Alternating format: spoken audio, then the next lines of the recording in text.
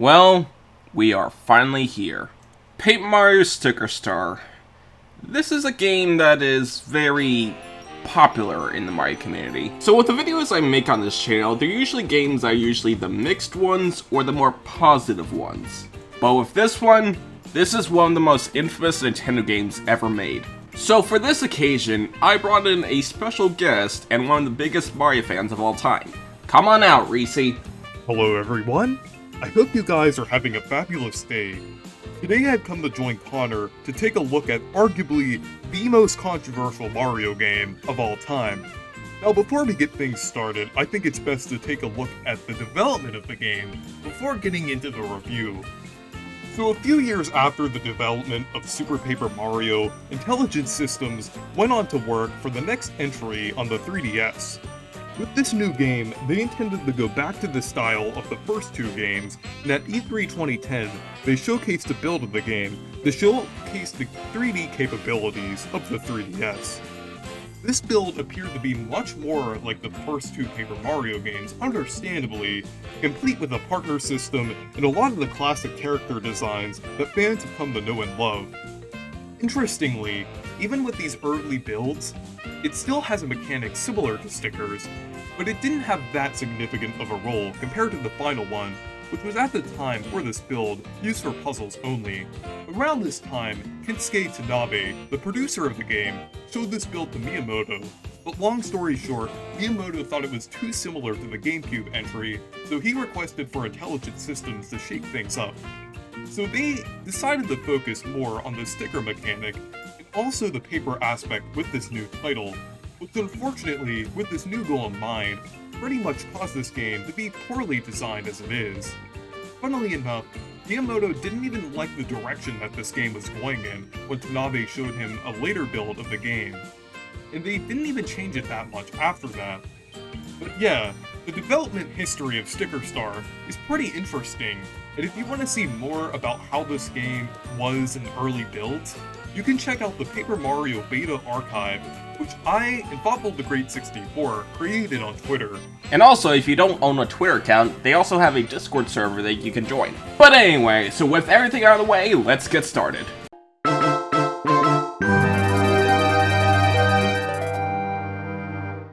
So when you start the game, it starts off with the usual Paper Mario way where it starts off with a storytelling. This time it's kind of similar to Thousand Year Door where there's a book that actually opens up that shows the world. And also I like this little detail where it starts off with a dark room and then the lamp turns on. It's really nothing that special, but it makes this thing feel very more cozy feeling. But anyway, so it's late at night at the Mushroom Kingdom where they're celebrating the Sticker Festival. Peach unveils the Sticker Comet, a magical comet that does magical powers, I guess. I know that's kind of a lazy way to describe it, but this game is lazy to describing what the Sticker Comet is. But anyway, so Bowser arrives, invading the festival, trying to steal the Sticker Comet. After one tug of war between Toad's and Bowser's tail, Bowser was able to grab the Sticker Comet, where it rises in the air and shatters into 6 different crowns, with one of them being the most powerful one, landing on Bowser's head, making him very powerful. Mario jumps on the stage trying to stop Bowser from doing more damage, only to get him knocked out. The next day, a disembodied voice talks to Mario to wake up, and after unfolding himself like a burrito, he encounters this little sentient crown named Kirsty. And after freeing Kirsty from this wall area, she then starts bickering at Mario, blaming him for the Sticker Comet being destroyed. Mario explains that Bowser was the one who destroyed the Sticker Comet, but she doesn't believe him for some reason. But Mario, being the nice guy he is, decides to help Kirsty to get the sticker crowns back and save Princess Peach once again. The story is surprisingly pretty simple for a Paper Mario game, which honestly wouldn't be a bad thing for a simple like Mario rescuing Peach subplot, because like even games like Thousand Year Door did it somewhat, but they did something interesting with it. But the problem is that this game doesn't have a B plot or a C plot like the first two games. And what I mean by that is that take the first Paper Mario game for example. The A plot in that game is just to save Peach and get all the Star Spirits back. That is the simple A plot, which is the main goal of the game. But with the B plots, that's when we get things more interesting with the story. The best way I can describe like the first two Mario games is that the B-plots are kind of like mini-stories within the chapters. Like with Chapter 4, for example, the town has been raided by Shy Guys and you need to stop them. But with the Thousand Year Door, for example, we have a lot more interesting subplots. Like, for example, in Chapter 3, your main goal is still to get the Crystal Star, but you're also trying to uncover this conspiracy at the stadium. And lastly, we have the C plot, which is basically Peach trying to figure out what her captors have in mind.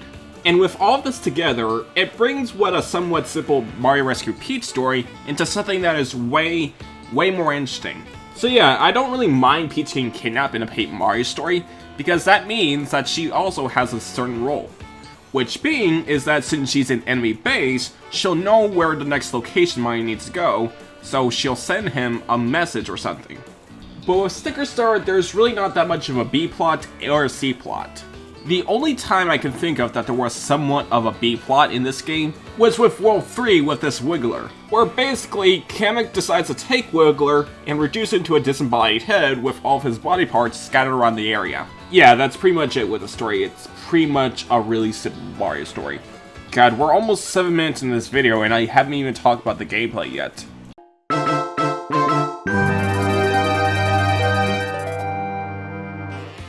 So for the gameplay in Sticker Star, it pretty much goes back to the first two games where it's a 3D game instead of Super Paper Mario's weird 2D to 3D structure. Mario has his hammer back as one of his main weapons after being sidelined in Super, so that's good. Plus, using the hammer feels a lot more snappy in this game compared to the first two games where you can only do it from side to side, but here you could actually go forward and back. So far, so good. So in this game, the level structure is somewhat of a blend between the first two and Super. You have the somewhat explorative structure of the first two with the 3D environments, but it's divided into certain segments like with Super. Honestly, the choice is really not that bad considering like this is on the 3DS, so it's a portable game console. But I prefer having one big chapter to go through instead of just a bunch of segments. And also, I should address the big elephant in the room. There are stickers everywhere. So basically, the new ability Mario can do in this game is that he can peel stickers off walls. Peeling stickers off walls. You know all those fancy moves from the previous game where Mario can have a simple ground pound or a super jump? They're all gone. We just have peeling stickers. These stickers are used for battles, but I'll talk them in a later segment. And lastly, there's this new collectible in this game called Thing Stickers. So things are pretty much real-world objects that are planted into this world. These Thing Stickers are used for puzzles, but in order to do so, you need to forge them into stickers. And in order to do that, you need to go all the way back to the main toad town in this area called Decalburg, and talk to this toad to forge items into stickers. This is honestly a bit of a tedious aspect because you constantly have to go back and forth to get more stickers and such, but at least it's for free, so I'll give them brownie points for that, I guess. And also, every time you finish your forging, this guy will always say stay perky every time you leave. Now, with the Thing Stickers, you must use them for special puzzles in this game.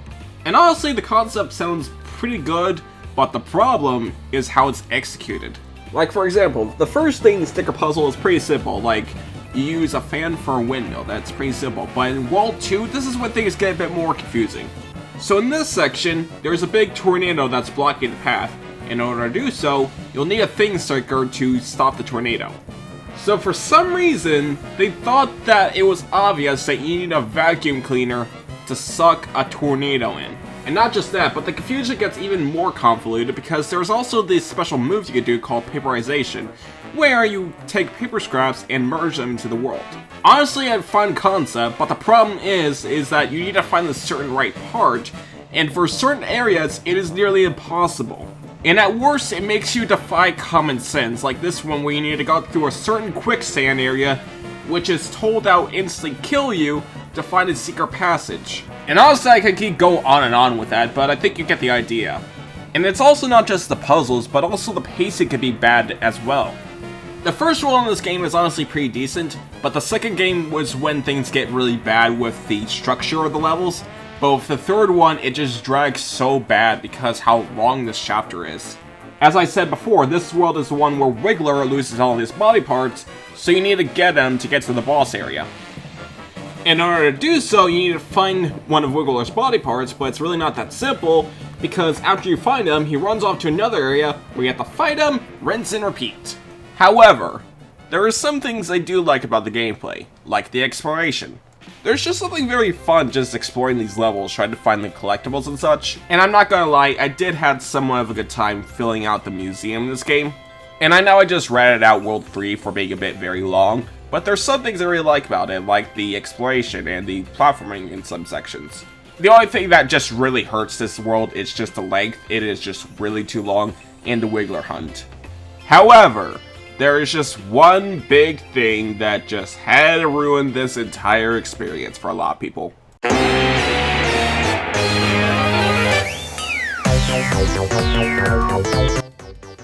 So, about the battle system.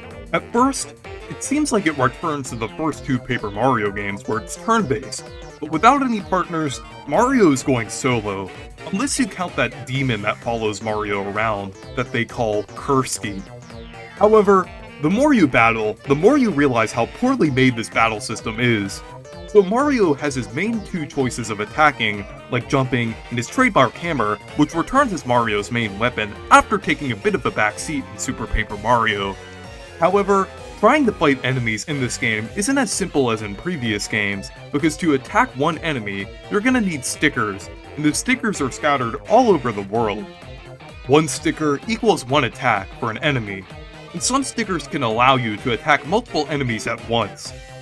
There are multiple variations of the same sticker, like with the hammer, you can have different versions that can make the enemies fall asleep, or add a fire effect that burns enemies, but since the enemies are so basic, it ends up being tedious. This is especially apparent because you don't gain EXP for battling.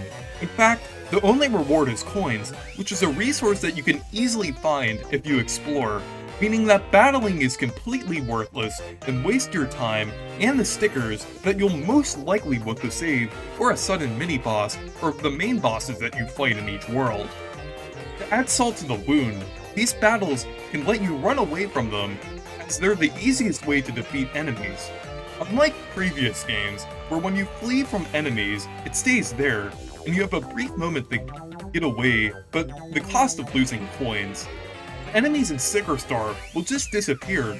You won't lose any coins, meaning that you've saved your resources and your time. And we haven't even got started on the Thing Stickers, which was the main marketing push for this game. So along with being used for puzzles, you can also use the Thing Stickers as very powerful attacks, where they'll play this very over-the-top animation while attacking enemies and bosses. The problem with the Thing Stickers is that they work like normal attacks, where you use action commands to deal damage. But the issue is that they don't tell you what to do sometimes, as sometimes you'll button mash, and then other times it's pressing A at the right time. The worst one is the Cake Sticker, which is supposed to heal you, but only if you blow into the mic, and if you don't, it won't work at all. The game never tells you this. Lastly, you'll need a certain Thing Sticker to defeat bosses, since as bosses will be nearly impossible to beat if you don't use the right Thing Sticker. For example, in World 2, you will need the Bat to make the Power Tower Pokey weak. Overall, the battle system in Sticker Star has to be the most poorly designed gameplay loop in a Nintendo game, which caused an already flawed designed game to be even worse. Yeah, and I know what you're saying. Why is the HP in this game constantly changing? Well, in order to max out your HP in this game, you actually have to find the hearts in the overworld. Which is honestly a good idea in concept, but honestly I feel like this kind of system would work better in Super Paper Mario than this game. Because with Super Paper Mario, it's a lot more real-time than turn-based, because I feel like a system like this works way better than real-time than turn-based battles. This game needed EXP.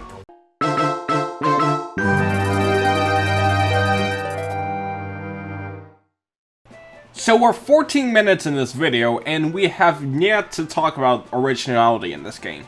But short to the point, there is no original characters in this game. There are somewhat new and original enemies, but they're pretty much other variations of returning ones. This is honestly the most bland Mario experience you can ever think of. Even more so than New Super Mario Bros. Because at least those can be very fun. This is honestly more of a soft reboot of the Paper Mario series than a continuation, because literally none of the original characters or personality returns in this game. The only two partners from the previous game that returns in this game is a small cameo where they appear in messages in a f***ing dumpster! Not only that, but also Luigi, Peach, and Bowser are incredibly sidelined in this game. Luigi was never a big part of the Paper Mario series besides Super, but he doesn't even talk in this game. Instead, he's a little part of a minigame you can do in this game where he's hidden within the levels, and every time you do so, you get a special end credit scene. Bowser doesn't even speak at all in this game as well. He just appears at the beginning and the final boss. And lastly, Peach just does nothing but be the damsel in distress in like most Mario games, which is honestly kind of sad. But yeah, there is no trace of the previous Paper Mario games in this game, besides their designs. But on the plus side, we did get some characters that make their Paper Mario debut in this game, like Bowser Jr. for example, who actually appears in the box art of this game, but for some reason, even though that he is presented as one of the big characters in this game, he only appears 3 times in this game. And lastly, we have Wiggler, who actually makes their Paper Mario debut in this game, and their only one. Yeah, I'm not kidding, this is literally the only time we ever see a Paper Wiggler in the entire Paper Mario series. But still, these two characters are already pre-established characters. The only thing Paper Mario related that they kept in this game is that they have a new original villain in this game.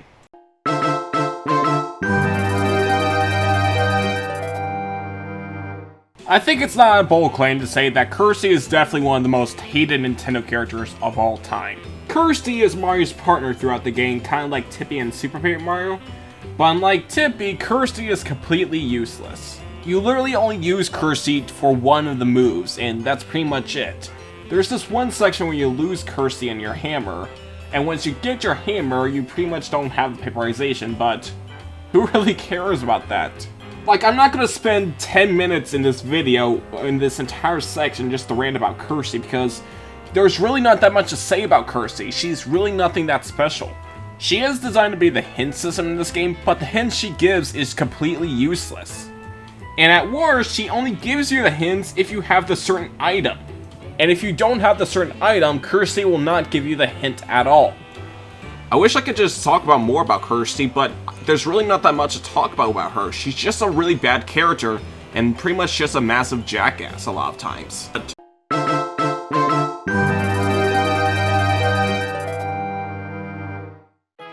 So if I can give Sticker Star credit for anything, it would have to be the presentation in this game, because this game looks pretty good for the 3DS.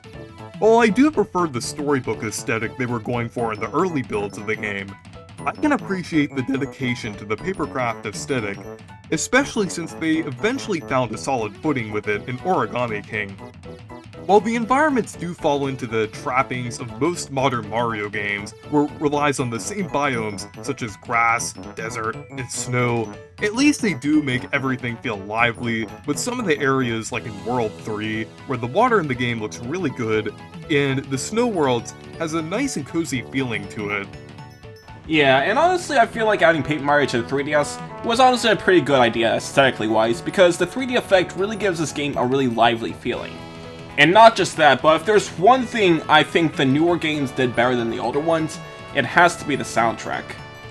The old Paper Mario games soundtrack are usually pretty good, but Sticker Star through Origami King are just amazing.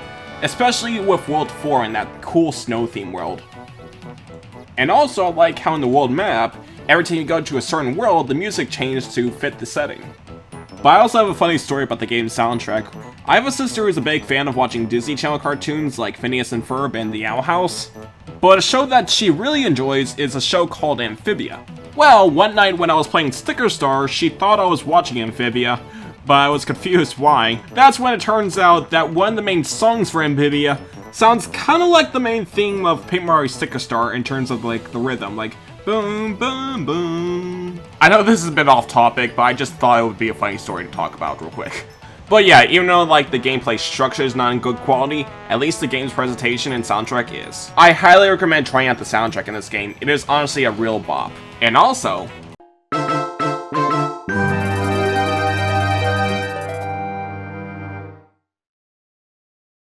so with most of the worlds in Paper Mario Sticker Star, they're always leaning towards the 4 or 5 out of 10 mark for me. World 1 was fine, World 2 was bad, World 3 was okay. I mean, hell, I even spent this entire video not even talking about World 5, which is honestly the most forgettable world in this game. But World 4 is a big outlier with this game's quality because over one simple reason.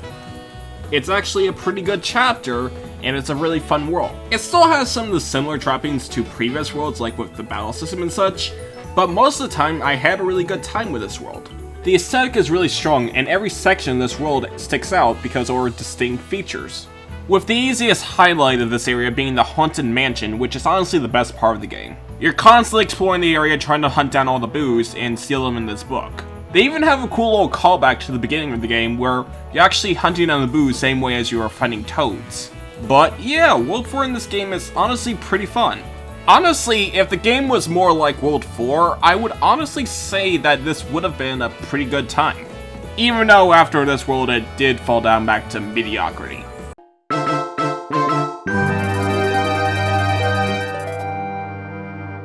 So after talking about this entire game, I think it's time to wrap up the story. So after getting all of the sticker crowns, it's time to defeat Bowser. After you gather everything up, you have to go to this small area where you'll unpeel this giant mountain, which reveals the giant Bowser castle.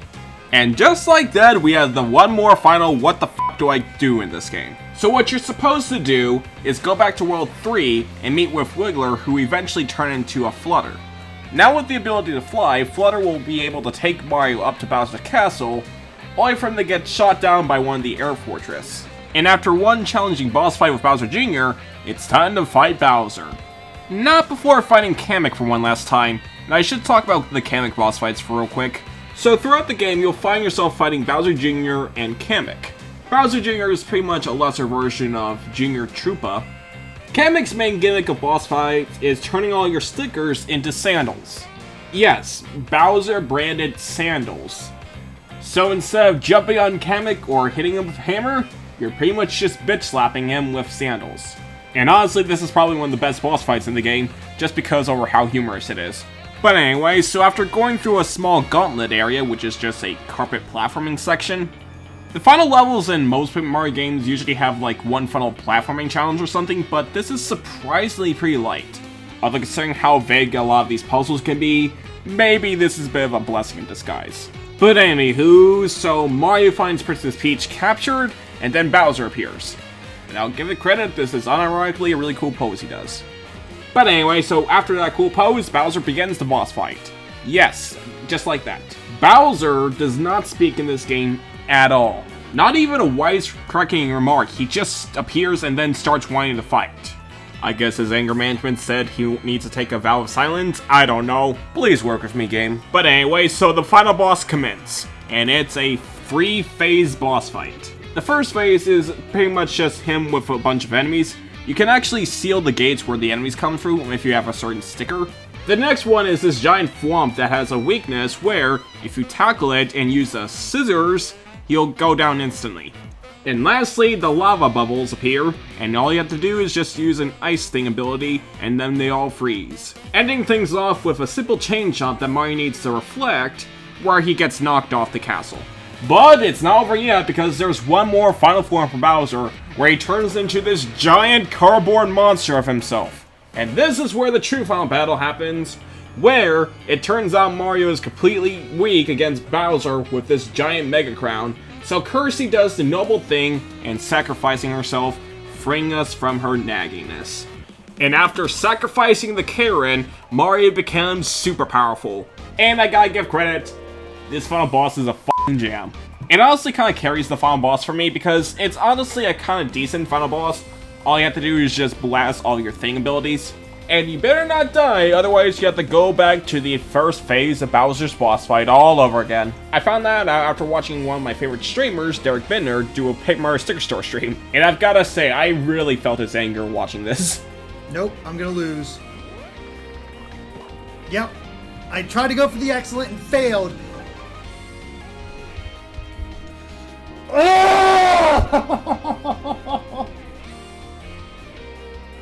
But after a few more hits, Bowser goes down and you have completed Paper Mario Sticker Star. After getting all the sticker crowns back, Mario decides to restore the sticker comet. And they revived Kirsty as well, damn it. But yeah, that was Paper Mario Sticker Star, and overall, it's honestly just meh. I honestly don't think it's really as bad as people say it is, but honestly, it's still not a really good game. It's honestly just really, really mediocre. I think the factor why people hate this game a lot more than its actual quality, which is still just mediocre, it's because what this game represents, which is Intelligent Systems' stubbornness. This may be a hot take, but I feel like Intelligent Systems did the most harm with both the Mario name and Miyamoto himself. Mostly because every time when people say about the issues with Mario in general, they always go with Paper Mario as the shining example of what's going on. Not just that, but also their interviews are just plain awful. Even today, because a lot of their interviews where they stated proven false elsewhere in different games. And honestly, I feel like the interviews say more about Intelligent Systems choices more than Nintendo's themselves. They stated since Sticker Star they're not allowed to make original characters and such, but other studios were allowed to make original characters, even Alpha Dream. And the worst part is that literally a lot of people blame Miyamoto for this, even though that he was not involved with the series. But I'm not going to go too deep into that, I'll probably make a separate video or something. But anyway, so I'd like to give a good shout out to Reecee for joining me in this Sticker Star video. Thanks for having me, Connor. While I'd prefer that we would be talking about other Paper Mario games, I find the beta for Sticker Star to be fascinating, and this was a pretty interesting retrospective overall. Personally, I hope that someday we will eventually see a true return to form for the series, even if that will probably take a long time for that to actually happen. Though Origami King did give me a little hope. In the meantime, I'll just have to replay some of those older games, play many of the excellent modding projects that fans are currently working on, or play some of the indie titles inspired by the older Paper Mario games. If you want to see more Mario-related content, or anything Nintendo in general, consider checking out my YouTube channel. Yeah, thanks for joining, Reecee. It was such a pleasure having you on this video. But yeah, I hope someday we'll go back to the original roots for Paper Mario. You know, the funniest thing is that since Paper Mario Sticker Star is the most controversial video, you would think there would be a lot more to talk about because of its awfulness, but really, this is one of the shorter Paper Mario videos. But anyways, so with Paper Mario out of the way, I think it's time to talk about a brand new series of this channel. So the next time you're here, we're going to be talking about Pokemon for the first time in this channel. I cannot wait, and it's going to be very interesting. But that'll do for today, so thank you for watching, and I'll see you later. Bye-bye!